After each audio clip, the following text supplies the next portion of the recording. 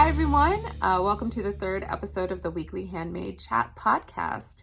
My name's Elizabeth. I am an artist and designer, and I sell my work online, including on Etsy. And I also use print-on-demand services. So I like to talk about all of that stuff, basically anything handmade business related. So if that's something you enjoy too, you're in the right spot. So thanks for coming by. Today, I wanted to talk about choices, and specifically the choices that we make as handmade sellers.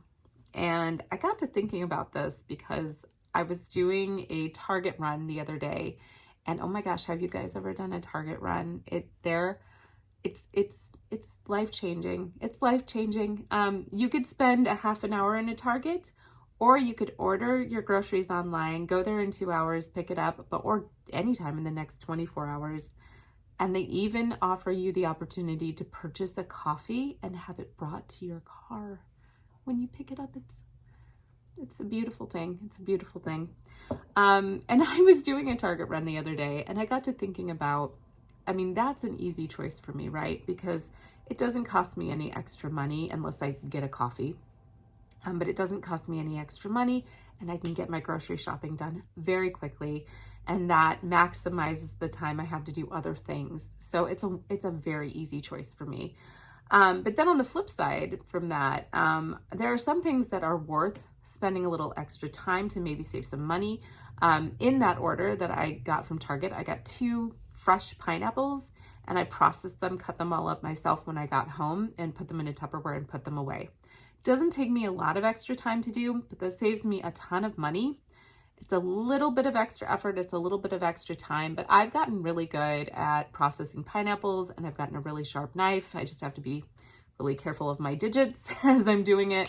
But I can do that quickly, and it's worth it for me to have fresh fruit that's healthy for my family and for myself.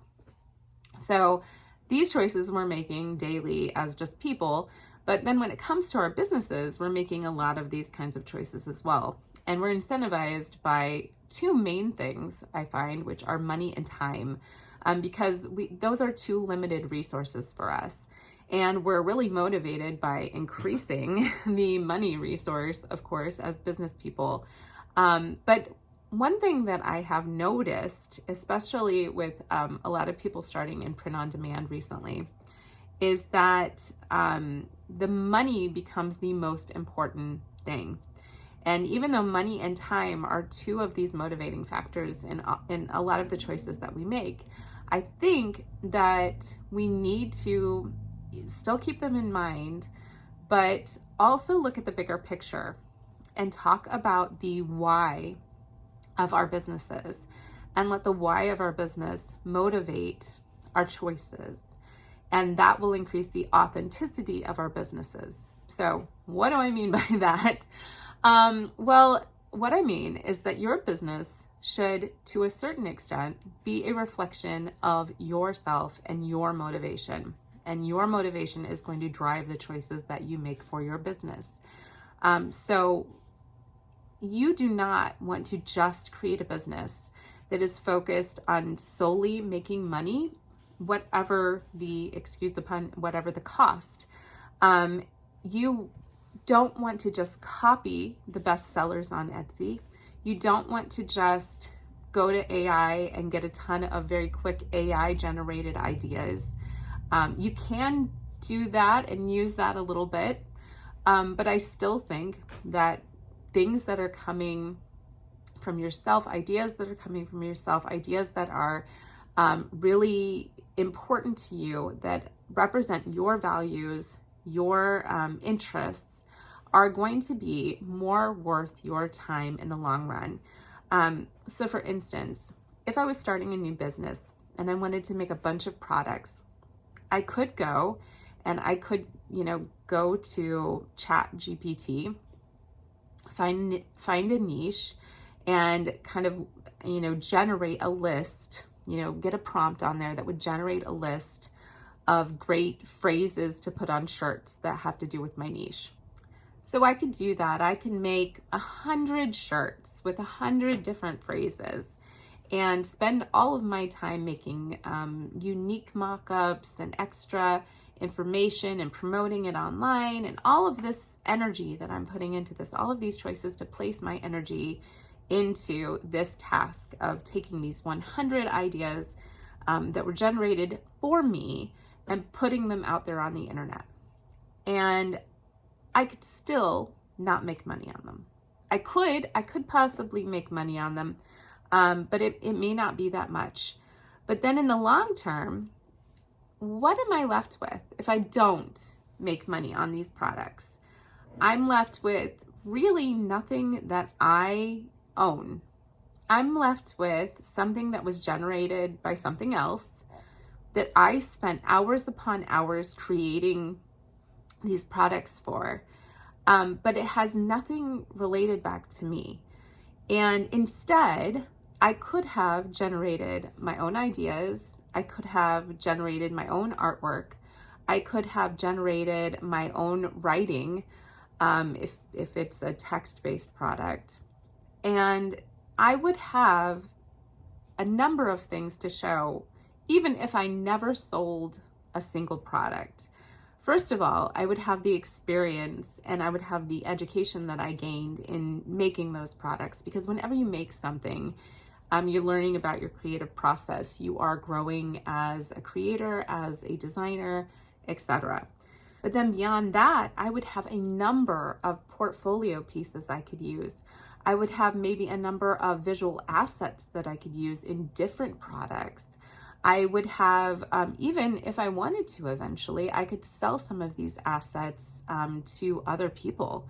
So I guess I just want to think about what is most valuable to you. And maybe at the end of the day, it's still more valuable to look at trending topics and to use AI and to do those things for you. Maybe that's something for your business that makes a lot of sense. But for me, I really want to think about a way of incorporating you in every part of your business, because as handmade sellers, I think that we really are selling not just only our products, but we're selling ourselves. We're selling our story behind the products. So with that in mind, make choices that are going to have authenticity as that main motivating factor. Authenticity and your values, what you value as a business owner. Okay, and this also goes for people who are making things that are handmade, not just people in the print-on-demand space. Because we all know you can also make handmade things that are basically just copies of what other people are making. And to a certain extent, I mean, if you're a potter, you're going to be making similar types of products to a lot of other potters. I mean, you're kind of limited in your media that you choose in terms of how crazy or out there you can get. Although, I mean, you can probably find people who are pretty far out there. But basically what I'm saying is there are three main factors that are going to be motivating the choices that you make as a handmade seller. There's always going to be money. There's always going to be that time issue. How do you maximize your time? And then I think the most important driving decision motivator for you should be authenticity. And if you do that, you're going to be building something that is going to be truly unique, truly yours, and it's going to be of value because nobody else has it. And I like to think, here's where I get super corny, but I like to think of you unique as Y-O-U-nique when it comes to handmade business, because again, you are at the center of your handmade business. It's all about you. It's about the only time when it's kind of a good thing to be a little self-centered. You really want to reflect yourself in your business. Think about long-term, think about putting you in the middle of everything. And I think that's going to help in the choices that you make. With that, then, you know, once you get into making things, you're going to learn how to speed up the process, how to find ways to you definitely don't want to cut corners, but find ways to make things easier for you. For instance, in the products that I make, I do a lot of different drawings and then I put them together into a larger product. And over the time that I've been making these, I have made some kind of generic drawings like trees and bikes and things like that. that I can use in different products. And in different designs without having to change, without having to draw like an entirely new thing. So obviously I'm still drawing a lot of new assets, but those are things that I can use again and again, and that does save me time. I've also found ways to kind of quickly change colors, and you just learn these things over the process of needing to learn them too. So that's another great reason that you should kind of pursue doing as much as you can on by yourself.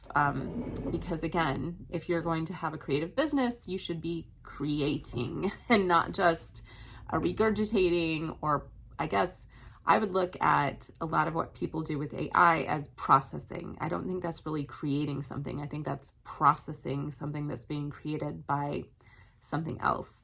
And there's technically nothing wrong with that, but I think handmade business should still be about the creative process, and that is not, I don't include AI in that personally.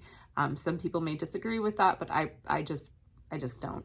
So take that for what you will. That is my opinion on it. Maybe that'll change, but I think AI does have its place though. I think AI can help you generate great copy text if you are trying to describe your product. There are things that you can use AI for in your business. And again, that goes back to those choices, ways that you can use these tools to make your life easier without sacrificing authenticity. Because I don't think describing your product has to be done by you in order to be authentic. You can still create a very authentic product, have AI kind of give you a good ad text for it so that you could put ads and run ads on different social media. And I don't think that's going to sacrifice any authenticity. So basically what it boils down to is using your values to drive the choices that you're making for your business. And I don't know, what do you guys think? Do you make choices based on money predominantly, time, or do you use a lot of your values to kind of shape your choices? And I also recognize I'm not necessarily looking down on anybody who uses money or time, but specifically money to make their choices as well, because obviously we're going into business to make money. It's not just a vanity project for most people. And with that, you do want it to be successful, and being successful is making money in the long term. But again, I think that there are short gains and long-term gains. And I think if you keep prodding down this path of authenticity, that is going to lead to long-term gains. It's going to lead to long-term brand recognition, and that will lead to long-term money. So I'm motivated by money as well. I understand that. I understand people need money, and there's a lot of people in desperate situations who are kind of looking to this as a way of maybe getting out of a bad job or a bad situation. So I don't want to just, I don't want to look down on people who are motivated by that. But don't get caught up in the buzz of making a quick buck and doing that with very little effort. Because as anybody who has been in print on demand will honestly tell you, no matter what you do, you're going to be putting in a ton of work in order to be successful. And that's just the truth. There's a lot of people out there who will sell you the idea that you can just kind of sit back on a beach and throw some AI generated designs on a website and suddenly you're making six figures. And it's not going to happen. I hate to break it to you, but it's not going to happen unless you might as well try to just buy lottery tickets, because it's the same kind of probably odds in order to do that. Let me know what kind of choices you guys make and what motivates you with that, and how you think that that relates to authenticity in your business. But anyway, I also wanted to talk about Etsy and just a few changes that Etsy is making this week. Specifically, they are going to start putting expiration dates on the abandoned cart offers and the thank you offers that you send out. And if you haven't set these up in your shop, you can do that. And it's basically an offer that gets sent out whenever somebody put something in their cart and then they kind of forget about it. And then Etsy will email them and say, hey, get 10% off if you purchase this now. And it used to be they would give people this coupon and then they could just use it over and over again, and they could, use it whenever. They could use it, this year, next year, whatever. But now they're going to be putting an expiration date on that. So that they have to kind of do it quickly, which is probably a good thing because that will kind of motivate them a little bit more. And then they also are going to put limits on the coupons, which has never happened before. So people can't just kind of go on using them and use them over and over again, or use them for different customers. So that's probably a good thing as well. I suppose you could still set up coupon codes if you wanted somebody to be able to use it again and again. But now you have the option of limiting that too. So that's good. The other thing I wanted to talk to you guys about were pen tips. Because I talked about these in the first episode and I had just gotten them, and I'd worked with this pen, or it was actually a different one of these pen tips for a little over a week. And at the time, that was when I was filming the first podcast, and I was really liking them. I still really like them, but I went through that pen tip the day after I made that video. So it did wear through. But this one I've been working with for a little over 2 weeks, and it's still going strong. So I still like them. I still think I'm gonna use them. And if you don't know what they are, they're just like little rubber bits that fit over your nibs on your Apple Pencil if you work on the iPad. And they just provide a little bit more resistance, so kind of like drag, so that you basically don't have to feel like you're writing with plastic on glass, which basically you would be on the iPad. And when you do that, when you write with plastic on glass, your muscles kind of have to tense up because you have to have more control of your arm. But when you have a little bit of drag, it feels kind of like drawing. Not exactly like drawing, but it's a lot closer. And it doesn't wear away the actual nib of your Apple Pencil, which I really like. So again, pen tips, they don't sponsor me, but if you want to check them out, they're not too much for what you actually get, and I've been pretty pleased with them. I hope that rambling mess of me talking hopefully was semi-coherent, but basically, yeah, I just keep thinking I need to look at the long term as a business owner, and I need to keep thinking about what is going to reflect who I am, what I value, and what my skills are too, what I can offer, versus kind of how I can fit myself into somebody else's mold. I want to create my own mold that I fit into, and then if people like that, then that's great, and if people don't, then that's also great, that's fine. But I have a feeling that some people will like it. If you keep putting yourself out there, there's going to be somebody who you resonate with. And you're not going to know that. And if you keep trying to be somebody else, if you keep trying to be a different version of yourself. So just put yourself out there. And, if it doesn't, go amazingly well, if you have setbacks, that's not necessarily failing. That just means that you need to, come back, try again, have a different strategy, learn more. But, it's never good to copy other people. So just kind of forge forward with the idea that you're going to try to be as authentic as you can. So have a great week, everybody. I hope that I will see you next week. And until then, stay safe. It's like crazy windy outside here. It was, we had almost like tornado weather last night, and it has been the weirdest weather here in Indiana. It was like in the 70s. My son was like wearing a t-shirt to school, and then today it was in the 30s, and it was like crazy high winds and still very windy out there. And it's February. Oh, and there was a mosquito outside yesterday, and it's February and the mosquitoes are out. I hate mosquitoes. So anyway, my ADD brain is going all these different places. So I will let you all go, and I will see you in a week. Thank you so much for dropping by, and see you guys soon. Bye.